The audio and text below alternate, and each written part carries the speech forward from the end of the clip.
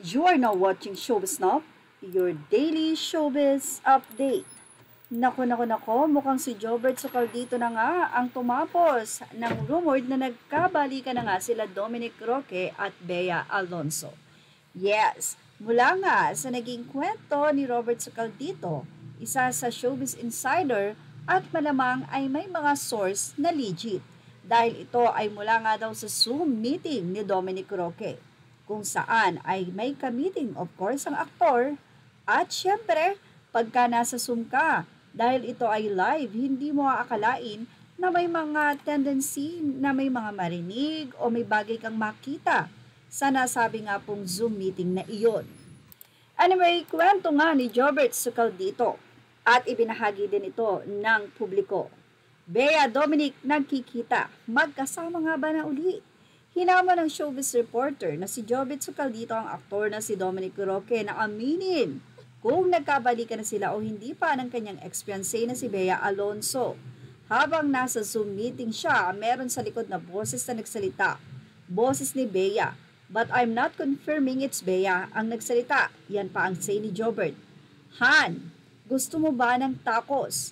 Yan daw ang nasabing tanong ng babae na boses ni Bea Alonzo na kasama ni Dominic Roque sa nasabing Zoom meeting na yon.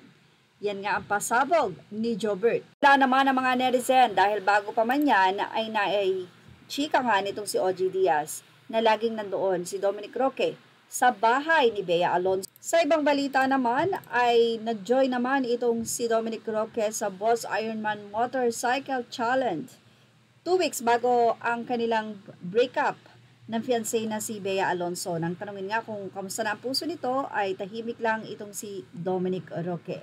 Wala naman siyang masyadong in-update at mukhang tila pribado na nga ang relasyon nila ni Bea. Samantala sa nasabing motorcycle ay may nag-post nga ng photo niya nila Dominic Roque kasama si Jack Roberto at sa comment section ay tila may mga netizen na nagagalit.